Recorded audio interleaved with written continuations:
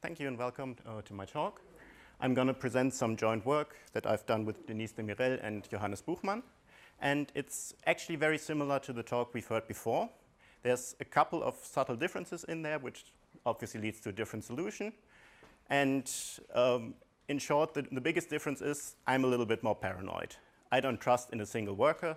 So what I do will always have multiple workers jointly computing a secret. So that's probably the biggest difference to the talk we've heard before. And now we shall see how this exactly looks.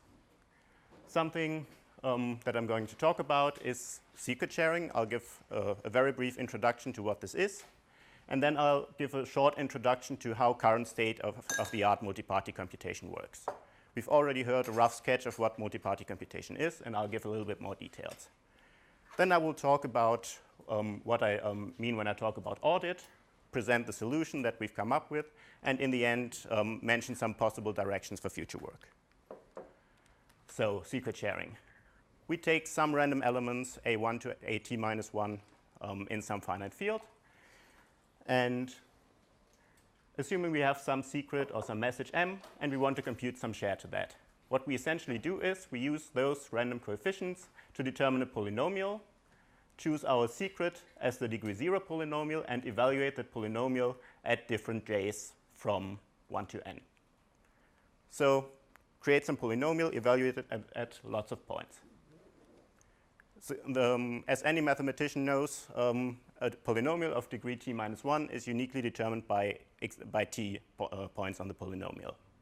So if we have at least t points, we can also reverse this process and use these shares to reconstruct our secret. That's done by something called Lagrange interpolation, where you reconstruct the polynomial and evaluate at 0, which leads to these nice formulas. You just compute some coefficients, and then, and that's the interesting part why this formula is even on the slide, to reconstruct our message, we have to some linear evaluation, linear in the secret shares. It doesn't matter what we had to do to compute these coefficients. The secret shares are just linear in it. That's one important point which will be relevant later. So once more with pictures. We have a set of data owners. Each of them have secrets, and they do secret sharing. And they distributed it to lots of different shareholders. Ideally, those shareholders don't cooperate, and then everything stays unconditionally secret. Well, now we have these data, and it's with the secrets, with the shareholders. So that's storage. But we want to do more. We want to evaluate some function f, which some principal who might be a data owner himself or some interested third party, he wants some result of this computation. And these shareholders do interactively compute the result without learning anything except for the result. And this is what multi-party computation is. It's computations on secret shared data. And state-of-the-art consists of two different phases. We have one input, it's very computationally expensive, but input-independent preprocessing stage. So that's the expensive part, and then we have some online phase, which is input-dependent, and that has to be fast. There's currently the first commercializations of multi-party computation, and this is what they really care about. The online phase has to be fast, and we can have some more expensive preprocessing. Well, that's the price we have to pay for privacy, essentially. But this is the bottleneck that we want to keep minimal. And why is this fast? Simple reason, linear functions can be computed locally. We don't need any form of communication between the shareholders. This is really easy because if we have some message A and some message B, and we want to compute some linear combination of those two and get a share to that, what we just do is we take the share to message A, multiply it with a coefficient, and add the share to message B, multiplied by some coefficient. No communication involved, everything works. Well, this is addition and by extension linear functions. So what do we do when we have multiplications? That's where the preprocessing comes in. I'm going to talk about how this exactly works a little bit later, but for now we'll just assume that preprocessing gives us shares for so-called multiplicative triples. So we have some random alpha, beta, and gamma, so that alpha times beta equals gamma. And everyone has shares for that. Right now, yeah? This is also finite field? Yes, everything finite fields. Any specifics? No. not like prime, prime fields, whatever you like best. We do this, and, well, yeah. We've done this preprocessing, and somehow we have such a triple. That's what we assume for now. How do we go on? Now we have the online phase. And we use such a triple and sacrifices essentially for one multiplication during the computation. And we do that by taking the message A and message B, which we care about, and subtracting alpha and beta. And we want to compute the shares to that, which we've seen before. We can do that locally, so everyone locally computes the difference between these two shares. This is essentially, well, here we've subtracted something random both times. That's a one-time pad encryption, so information theoretically secure. What we can now do is we reconstruct some pseudo-secrets delta and epsilon, which are actually message A minus alpha and message B minus beta. Again, information theoretically secure because we've just subtracted a random number of the same size. And now that we have these values delta and epsilon, which is where the communication part during the multi-party computation comes in, we have these public values delta and epsilon, and everyone can locally compute some linear function, which is we take the secret share to this gamma from the multiplication triple, add a linear combination of epsilon times the share to message A plus delta times the share to message B, and subtract the product of delta and epsilon.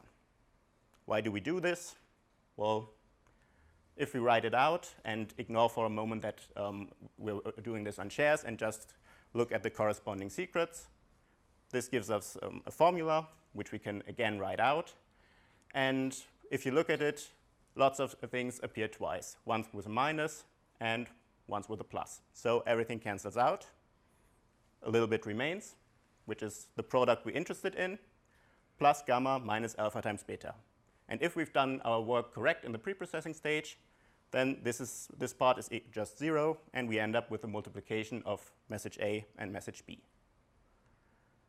And that's basically the secret to modern day multi-party computation.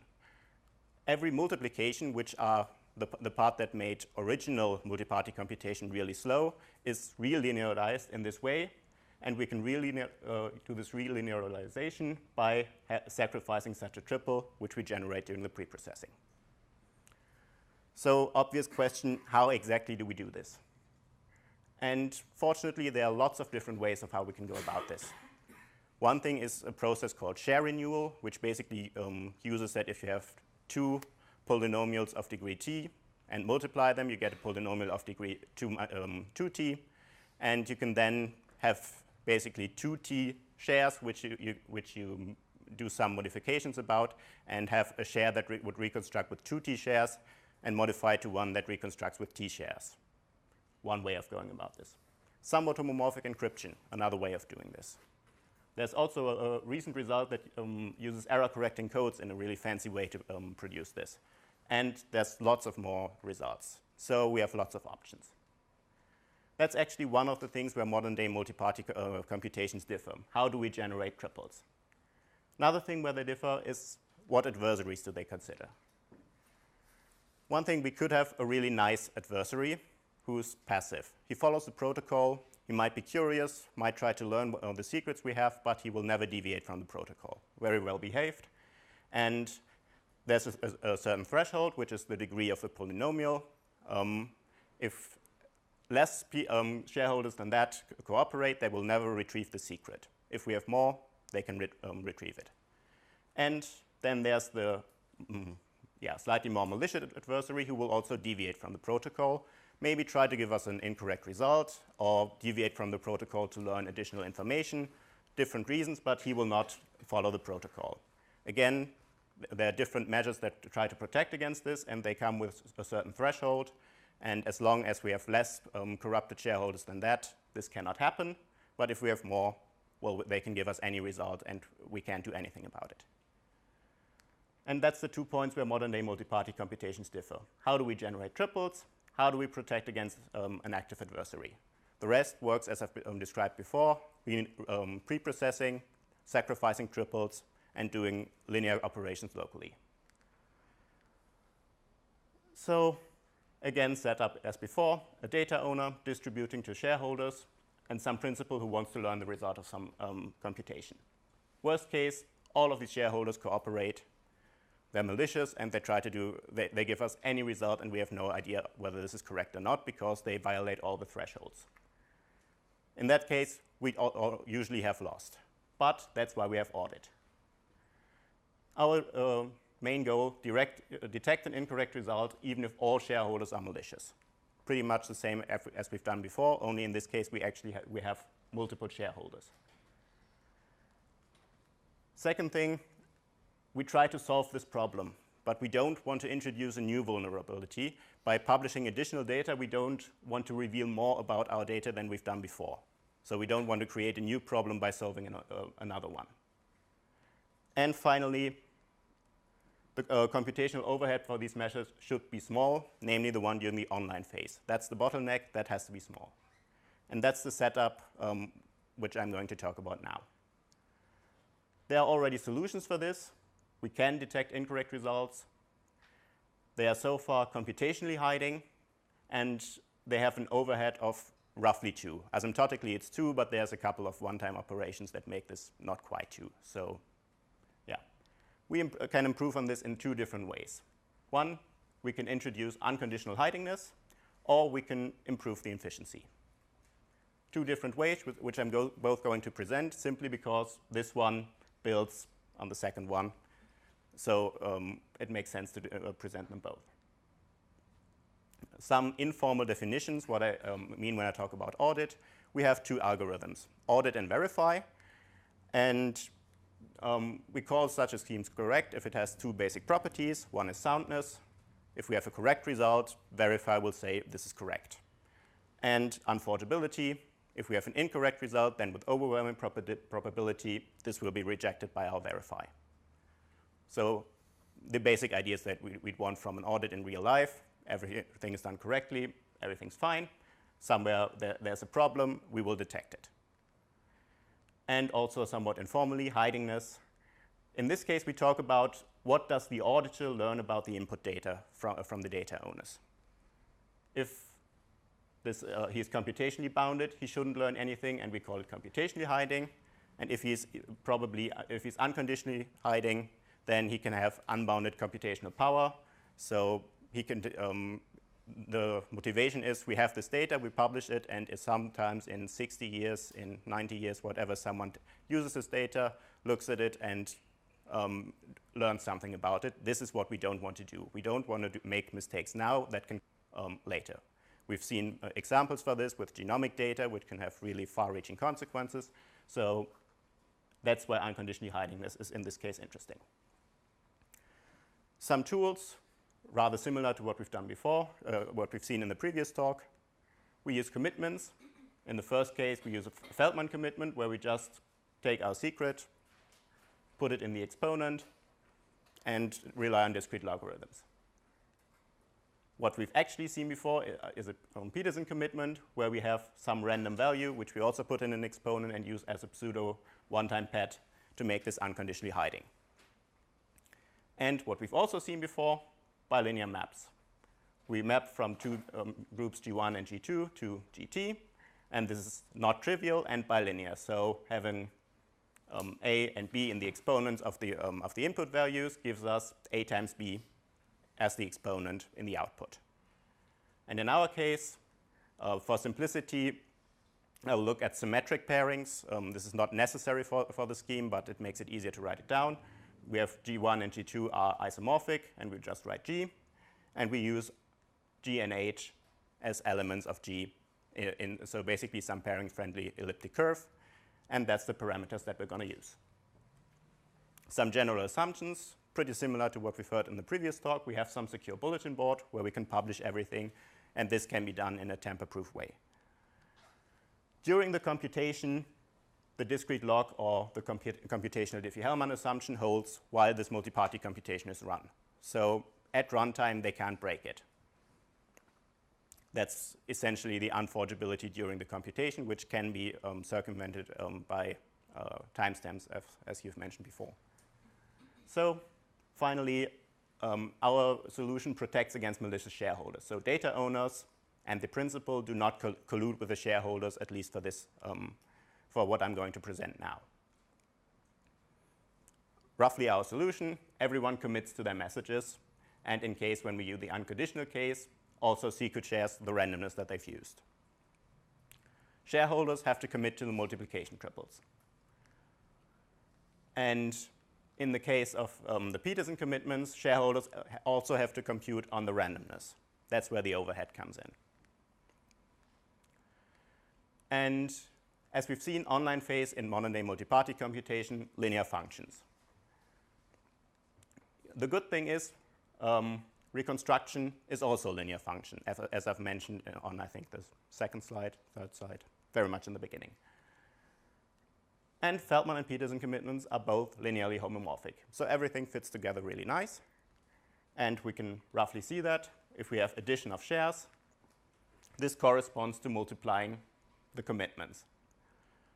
And if we have, in the relinearized case, we have this linear function, which corresponds to a multiplication of certain commitments raised to certain exponents and some additional commitment with randomness 0, which is also multiplied to it. So we can follow the online phase in the exponent. And in the end, we compute some commitment C star, which would correspond to a correct solution. What we do then, we take the claimed results, M star and R star if appropriate, and check whether this matches the C star which we've computed during the audit phase. Pretty basic, actually. It gets somewhat more interesting when we talk about the pre-processing stage. So if everyone commits to, with Feldman commitments to their multiplicative shares, we do the reconstruction in the exponent by turning additions into multiplications and can compute these commitments. And then what we just have to do, we check whether g to the a, g to the alpha, and g to the beta put into our bilinear maps is the same as g to the gamma and evaluate it on g. If alpha times beta is the same as gamma, then the basic bilinearity of this map just guarantees that this works. So far, so nice. But those are the Feldman commitments which are only computationally hiding. So we do it with Peterson commitments. We again have commitments to alpha, beta, and gamma with certain randomness, eta, theta, and zeta.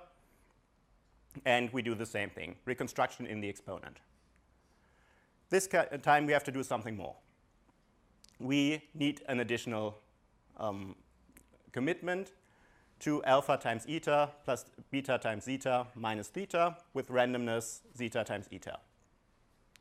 We can compute that locally in the shares and do the rest in the exponent. And once we've done that, we can again use the bilinear map to check something. We take our commitments to alpha and beta and evaluate them on the bilinear map. We take our commitment to gamma, evaluate it on G, and we multiply that with our additional commitment and evaluate that on H. And if this holds, then we accept it. One can write this out in a couple of formulas and see that, that if this is correct, this holds, and there's a little bit of work going into why this is actually unforgeable. But this is essentially what we do. We use this to check whether the original multiplicative triples were correct, and then we can just follow the computation in the exponent. So what are some possible open problems from this? We can do stronger forms of audit. As I said before, we assume that shareholders do not cooperate with the data owners. So one possible thing is we could look at that, see what we can do in that case. We might also want to be interested in identifying misbehaving shareholders and not just see is the result correct or not, but also see who are the people that made, that cheated. And something which we've already seen a little bit in the previous talk, we might want to do verifiable computing on the secret shared data. So we might want to have an efficient audit at the price of a higher computational overhead. And I've just heard a couple of ideas of how you can maybe do that. So in short, our result, we have the Feldman-based scheme. It's computationally hiding under discrete lock. It's 100% unforgeable, unconditionally, and it has actually zero overhead during the online phase. So we can easily add any existing multi-party computation with this feature, and it would gain an audit scheme which is hiding under discrete lock. But if we don't trust that discrete lock might hold for all that long, then we do our Peterson-based scheme, which is unconditionally hiding, is unforgeable under the computational Diffie-Hellman assumption, and has a small overhead, also roughly 2, during the online phase. So same as the state of the art, only this time unconditionally hiding.